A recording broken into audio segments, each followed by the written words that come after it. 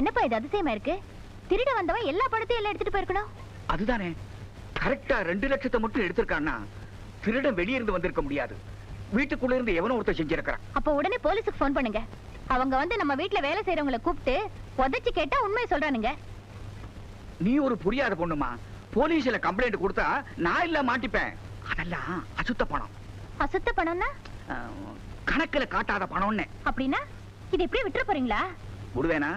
நம்ம வீட்டுல வேலை செய்யற அத்தனை பேரையும் கூப்பிட்டு இன்னும் கொஞ்ச நேரத்துல எப்படி உண்மையை கக்க வைக்க போறேன் பாரு. அதுக்கு அவசியமே இல்ல. அந்த பணத்தை நான் தான் எடுத்தேன். நீயா? உனக்கு எவ்வளவு தைரியம் இருந்தா அப்பா கேட்காம இவ்வளவு பணத்தை திருடி இருப்பேன். பயமுடி. ஏதாவது பேசினா பல்ல கட்டிடுவேன். அப்பா ஏய், எதுக்கு நான் எடுத்தேன்? நீங்க செய்த பாவத்துக்கு பரிகாரம் தேடத்தான். பாவமா? என்னடா சொல்ற? கொஞ்சம் யோசிச்சு பாருங்க.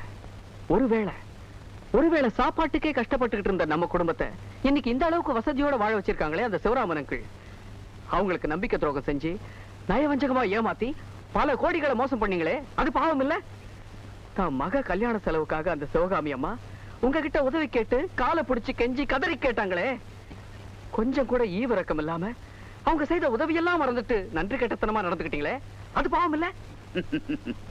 ஆமா ராதா, அப்ப செஞ்ச பாவத்தை கழுவுறதுக்காகத்தான் இந்த உத்தம புத்திரன் சொந்த வீட்டிலேயே திருடிட்டு ஊர் பேரே தெரியாதவங்களுக்கு எல்லாம் தானம் பண்ணிட்டு வந்திருக்கிறான். ஏண்டா என்ன நெஞ்செடுத்தா நீ இப்படி செஞ்சுட்டு வந்திருப்ப?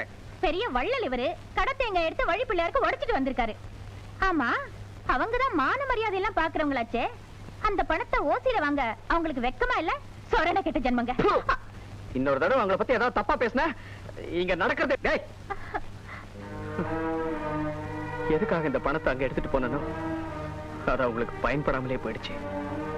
ஏற்கனவே கடனாளியான தன் தகப்பன் தான் கல்யாணத்துக்காக மறுபடியும் கடன் பட்டா தன் குடும்ப கௌரவமே போயிடும் நினைச்சு தன்மானம் உள்ள அந்த பொண்ணு கிணத்துல விழுந்து தற்கொலை பண்ணிக்கிட்டா. அவளை காப்பாத்த போன அந்த அம்மா அவளோடய சேர்ந்து போயிட்டாங்க. மணமேடையில இருக்க வேண்டிய அந்த பொண்ணு இப்ப பிணமாயிட்டா. இப்ப உங்களுக்கு சந்தோஷம் தானே? இந்த பணத்தை எடுத்துட்டு போய் நீங்களே கட்டிக்கிட்டு அழிங்க. உங்களால ஒரு நல்ல குடும்பமே அழிஞ்சு போச்சு. அந்த பாவம் உங்களை சும்மா விடாது. அவங்க தலையெடுத்து இப்படி நடக்கணும்னு இருக்கு. அதுக்கு யார் என்ன பண்ண முடியும்? என்ன பண்ண முடியுமா? இப்ப சொல்றேன், கூடிய சீக்கிரம் நீங்க இதுக்கெல்லாம் தண்டனை அனுபவிச்சே தீரணும். அது இந்த ஜென்மத்துல நடக்காது. போடா. நடக்குதா இல்லையான்னு கொஞ்சம் பொறுத்து இருந்து பாரு. இப்பெல்லாம் நம்பி தீடு வாங்க முடியாது. என்ன அறிவு கெட்டவனே, முன்னெல்லாம் புரட்சி தலைவர் எம்ஜிஆர் படம், நடிகர் திலகன் சிவாஜி படம் ரிலீஸ் ஆச்சுன்னா ஒரு தியேட்டர் ஜனம் உள்ள போவோம், டிக்கெட் கிடைக்காம 7 தியேட்டர் ஜனம் வெளியே வரும். பிளாக்ல டிக்கெட் விப்பம் பாரு, அப்படி விப்பேன். பாக்கெட் எல்லாம் பணமா வழியண்டா. வீட்டுக்கு போனா எறாதான், சொராதான், மீன் தான், வறுவல் தான், பொரியல் தான். இப்ப ஊறுகாய்க்கே லாட்டரி அடிக்க வேண்டியதா இருக்குதாடா. உங்களை தேடிதான் வீட்டு பக்கம் போயிட்டு இருக்கேன். ஏன் ராஜா? ஒரு முக்கியமான வேலை. எல்லா விஷயமும் விவரமா சொல்றேன். முக்கியமா நாளைக்கு நீங்க என் கூட வரீங்க. வரேன். ஐயா, ஐயா, உங்க உதவியால எந்தவித குறையும் இல்லாம என் மக கல்யாணம் நடந்துச்சு. அவங்கள ஆசீர்வாதம் பண்ணுங்கய்யா.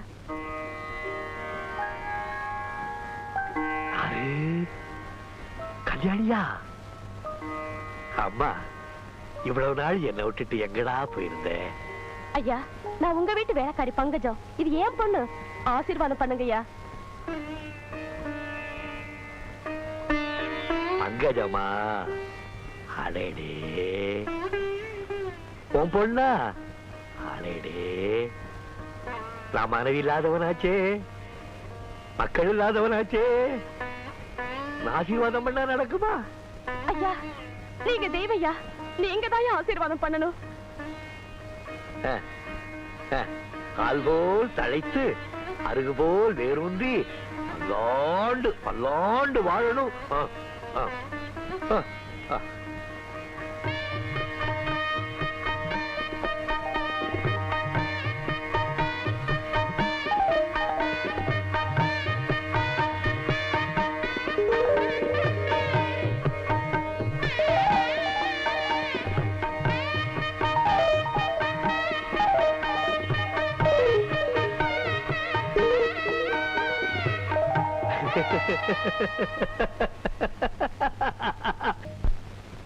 சிவராமா, நான் சொல்றத கேளு.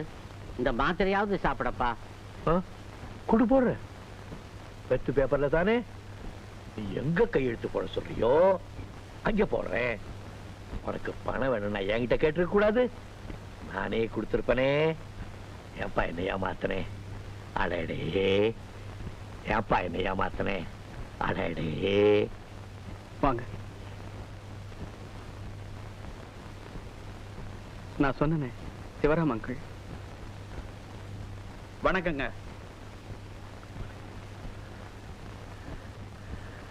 அடேடே வாங்க வாங்க. என் பொண்ணு கல்யாணத்துக்குங்க உங்களை வீடு தேடி வந்து நானே பத்திரிக்கை கொடுத்தங்க. எங்க கல்யாணத்துக்கு வரலீங்க? அடடே அடடே. கல்யாணத்துக்கு வந்திருப்பாரு அங்கிள், ஆனா அந்த நேரத்துல அவர் ஊர்ல இல்ல. அடேடே வந்தது வந்தீங்க, போயிடக்கூடாதுங்க. இருந்து சாப்பிட்டு ரெஸ்ட் எடுத்துக்கிட்டு போகணுங்க. அடேடே என்னையா சொன்னேன், என்னையா சொன்னேன்?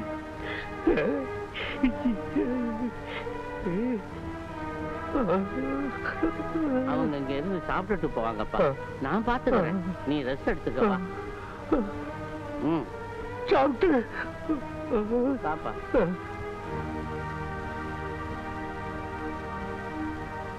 ராஜா, இவரை பத்தி நீ என்கிட்ட சொன்னியே, அப்ப கூட நான் வருத்தப்படல.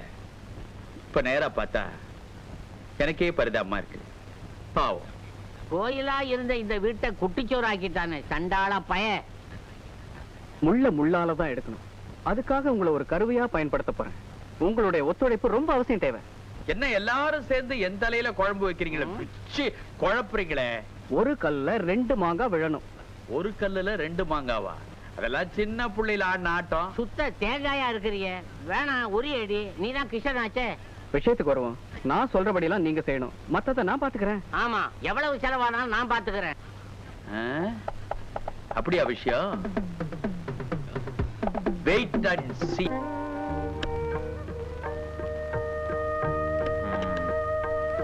கல்யாணம் ஆன பொண்ணுங்க புருஷனுக்கு முன்னாடி சீக்கிரமா எழுந்திருச்சு நல்லா குளிச்சுட்டு தான் புருஷன் தீர்காயுசா இருக்கணும்னு நினைச்சு தாலி எடுத்து கண்ணுல ஒத்திக்கிட்டு காலை தொட்டு கும்பிடுவாங்க. இவன் என்னடானா எல்லாத்துக்கும் நேர்மாறா இருக்கா. இவன் நினைக்கிறாளோ இல்லையோ, நான் தீர்காயுசா இருக்கணும்பா. ராதா ராதா. என்ன டார்லிங் தூக்கத்துக்கு எடுத்துக்கிட்டு? டைம் ஆச்சுமா, எந்திரிச்சு காபி சாப்பிடுமா.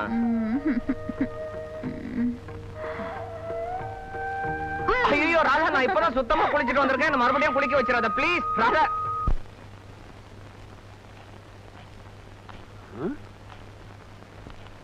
என்னம்மா நீங்க போய் இந்த வேலையெல்லாம் செஞ்சுட்டு நான் எதுக்காக இருக்கேன்? இந்த வீட்ல எத்தனை வேலை தான் நீங்க ஒருத்தரே பாப்பீங்க? உங்களுக்கு உதவியா இந்த வேலை கூட நான் பண்ணக்கூடாதா? அது இல்லம்மா, வந்து இத பாருங்க, வீட்டு வேலை செய்யாம என்னால ஒரு நிமிஷம் கூட இருக்க முடியாது. அதனால சமையல் வேலை எல்லாம் இனிமே நான் தான் பார்க்க போறேன். நீங்க பேசாம போய் உட்காருங்க. போங்க. மாணிக்கம், மாணிக்கம். இத வந்துட்டமா. மாணிக்கம், உன் மனசுல என்ன நினைச்சிட்டு இருக்க? ஏமா இந்த புடவையை துவைச்சு அயன் பண்ணி வைக்க சொன்னா ஒண்ணுமே பண்ணாம அப்படியே மடிச்சு வச்சிட்டியா? உனக்கு எவ்வளவு திமிரு இருக்கும்? சத்தியமா சொல்றமா, நீங்க சொன்ன மாதிரியே சுத்தமா துவைச்சு நல்லா இஸ்திரி போட்டு தாமா வச்சேன். அந்த லட்சணத்தை நீயே பாரு. ராதா, நீ செய்யறது கொஞ்சம் கூட சரியில்லம்மா. என்னதான் நம்ம வீட்டுல வேலை செய்யறவங்களா இருந்தாலும் அவங்க வயசுக்காவது மரியாதை கொடுக்க வேண்டாம். அந்த மாதிரி இவர் நடந்துக்கலையே. சரி, கோச்சுக்காத. உன் துணியெல்லாம் நானே துவைச்சு அயன் பண்ணி தரேன், போதுமா? நல்லா இருக்க. ஏப்பா பாபு, உன் தங்கச்சி எனக்கு வீட்டுக்காரியா இல்ல இந்த வீட்டுக்கு வேலைக்காரியா? அதானே சுமதி, இவளுடைய துணி துவைச்சு போட உனக்கு என்ன தலையெழுத்த? நாம இருந்த இருப்பென்ன, வாழ்ந்த வாழ்வென்ன, நம்ம ஸ்டேட்டஸ் என்ன, இதெல்லாம் மறந்துட்டியா? உணர்ச்சி வசப்படாத பாபு, உணர்ச்சி வசப்படாத. சுமதி என்கிட்ட சொல்லிருக்கா, மலேசியாவுல உங்க வீட்டுல சுவிட்ச் போட்டா பஜ்ஜி வரும், பட்டை நமக்குனா மட்டன் வரும். அந்த அளவுக்கு வசதியா வாழ்ந்தவள இவளுக்கு வேலை செய்யறதுக்காக நான் கட்டிக்கிட்டேன். இந்த விஷயம் மட்டும் எங்க அண்ணனுக்கு தெரிஞ்சதுன்னா அழகிறதுக்கு மட்டும் 5 பேர் அப்பாயிண்ட் பண்ணிருப்பாரு. ஏன்னா எங்க அண்ணன் அழவே கூடாதுன்னு டாக்டர் சிவிரா அட்வைஸ் பண்ணிருக்காரு. ஆமாமா, எந்த அளவுக்கு பாசமா வளர்த்திருக்காருன்னு எனக்கு தெரியும். ஒரு தடவை அவரே என்கிட்ட சொன்னாரே, சுமதியில நம்ம சுமதி கான்வென்ட் படிக்கிறப்போ ஏதாவது தப்பு பண்ணா சாதாரண பெரும்பாலும் அடிச்சா தனக்கு கௌரவ குறைச்சல் நினைச்சு அடிக்கிறதுக்காகவே டீச்சருக்கு தங்கத்தால பெரும்பு வாங்கி கொடுத்தாராம். கோல்டன் ஸ்டிக் அடிக்கிறதுக்காக. இப்ப என்ன நடந்து போச்சுன்னு 2 பேரும் இப்படி கத்துறீங்க? நான் ஒண்ணும் அவங்கள வேலை செய்ய சொல்லல. பின்ன கல்யாணத்துக்கு அப்புறம் சும்மா இருந்தா எப்படி? அவங்கவுங்க வேலையை அவங்கவுங்களே செஞ்சுக்கணும். அப்படின்னா உங்க தங்கச்சி எந்த வேலையும் செய்யலன்னு சொல்றீங்களா? ஐயோ பாவம், காலையில எந்திரிச்சோன்னா அவங்க பல்ல அவங்களே தேய்ச்சுக்கிறாங்க, அவங்க உடம்ப அவங்களே தேய்ச்சு குளிச்சுக்கிறாங்க, அவங்க ட்ரெஸ் அவங்களே போட்டுக்கிறாங்க, அவங்க சாப்பாட்டை அவங்க கையாலேயே எடுத்து சாப்பிடுறாங்க. இதெல்லாம் கஷ்டமான வேலை இல்லைங்களா? இதுக்கு போய் நீங்க எல்லாம் வேலை செய்யலன்னு சொல்றீங்களா? எல்லாரும் சேர்ந்து என்ன டீஸ் பண்றீங்களா? அப்பா வரட்டும் பேசிக்கிறேன். என்னங்க, ஒரு முக்கியமான விஷயத்தை சொல்ல மறந்துட்டேன். என்ன ராதா? எனக்கு ஒரு 5000 ரூபாய் பணம் வேணும். எதுக்கு? தீபாவளிக்கு பட்டு புடவை எடுக்கத்தான். ஏன் சாதாரண வாயில் புடவை எடுத்து கட்டிக்கிட்டா தீபாவளி கோச்சிட்டு போயிடுமோ? என்னங்க இது? நம்ம வீட்ல வாயில் புடவை எடுத்து கட்டிக்கிட்டா பாக்குறவங்க என்ன நினைப்பாங்க? லுக் பேபி, புருஷனுடைய விருப்பத்துக்கு தகுந்த மாதிரி தான் கொண்டாட்டி அலங்காரம் பண்ணிக்கணுமே தவிர மத்தவங்க பார்த்து ரசிக்கிறதுக்காக இல்ல. இப்ப பணம் கொடுக்க போறீங்களா இல்லையா? இத பார், அனாவசியமான செலவுக்கெல்லாம் நான் பணம் தர மாட்டேன். வேணா உங்க அப்பா கிட்ட கேட்டு வாங்கிக்கோ. எங்க அப்பா கிட்ட இருந்தா நான் ஏன் உங்ககிட்ட கேக்குறேன்? இந்த வீட்டை தவிர இருக்கிற சொத்தை எல்லாம் எங்க அப்பா உங்க பேர்ல எழுதி வச்சிருக்காரு. பாபண்ணே, எனக்கு ஒரு 25000 ரூபாய் பணம் வேணும். கிருஷ்ணன் மலேசியால இருந்து வந்த உடனே திருப்பி கொடுத்துறேன். எதுக்குமா 25000 ரூபாய்? அது வந்து இவ பட்டு புடவைக்கா கேட்கல, நம்ம வீட்டுல வேலை செய்யறவங்களுக்கு எல்லாம் தீபாவளிக்கு துணிமணி எடுத்து கொடுக்கறதுக்காக தான் கேக்குறா.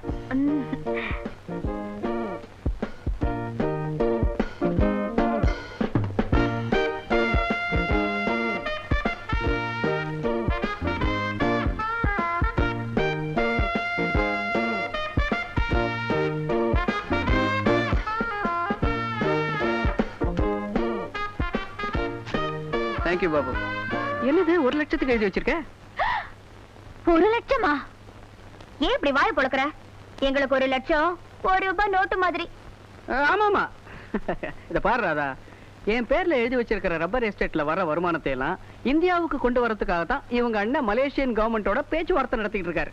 பேச்சுவார்த்தை பேச்சுவார்த்தை பேச்சுவார்த்தை, இதே தான் சொல்லிட்டு இருக்கீங்க. பேச்சுவார்த்தைன்னா அவ்வளவு சீக்கிரமா முடிஞ்சிடுமா? அது ஒரு ரப்பர் விஷயமாச்சே, இழுத்துக்கிட்டு தான் இருக்கும். ஏயா secretary? Yes sir. Singapore flight எத்தனை மணிக்குயா வருது? 7 மணிக்கு வருதுங்க சார். எவனோ ஒருத்தன் அதுல வர்றான்னு சொன்னியே, யாரவன்? எவனோவா?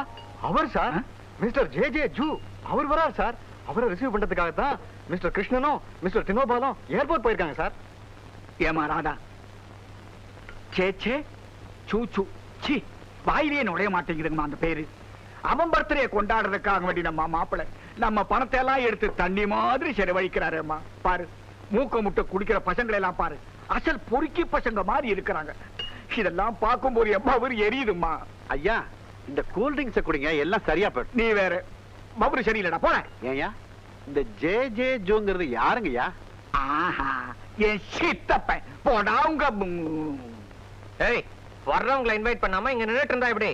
வர்றவங்க யாருன்னு எனக்கே தெரியாது, நான் எப்படி இன்வைட் பண்ண முடியும்? ஏய், இது நம்ம வீட்டு ஃபங்க்ஷன். யார் வந்தாலும் நாம தான் இன்வைட் பண்ணணும், இல்லீங்களா மாமா? ஆமா மாப்பிள, நல்லா போய் கவனிமா. பாடி. யோ செக்ரட்டரி. எஸ்.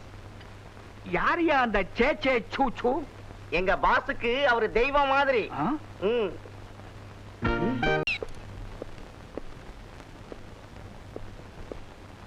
சம்பந்தி, நீங்க வந்து ரொம்ப நேரம் ஆச்சா? நான் வந்த வேலைக்கு விதை போட்டிருந்தா இந்நேரம் செடி முளைச்சிருக்கும்.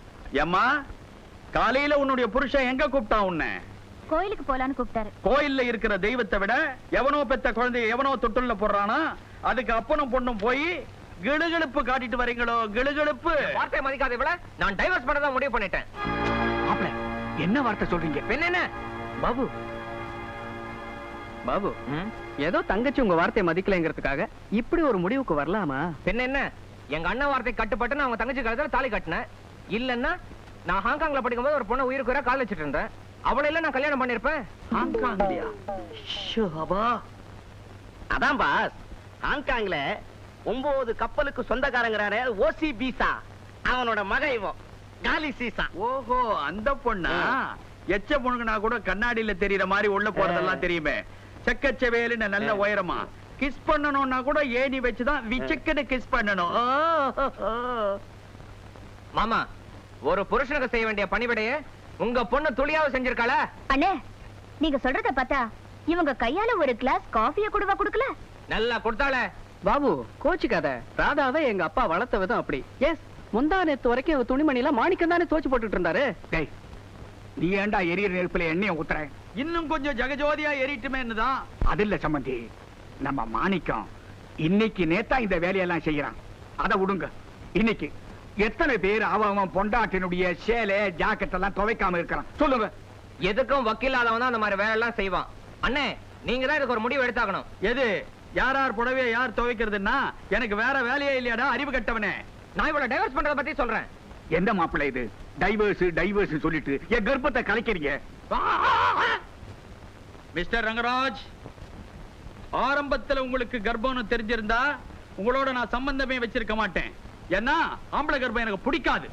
அதுல சம்பந்தி என் வயிற்றுச்சல அப்படி சொன்னேன். ஐயோ வயிற்றுல அடிச்சுக்காதீங்க, அபாஸ்மி ஆயிடும். ராதா 1 மினிட். இந்த புருஷனை பத்தி கல்லு புல்லுன்னு வாங்களே, என்னது அது?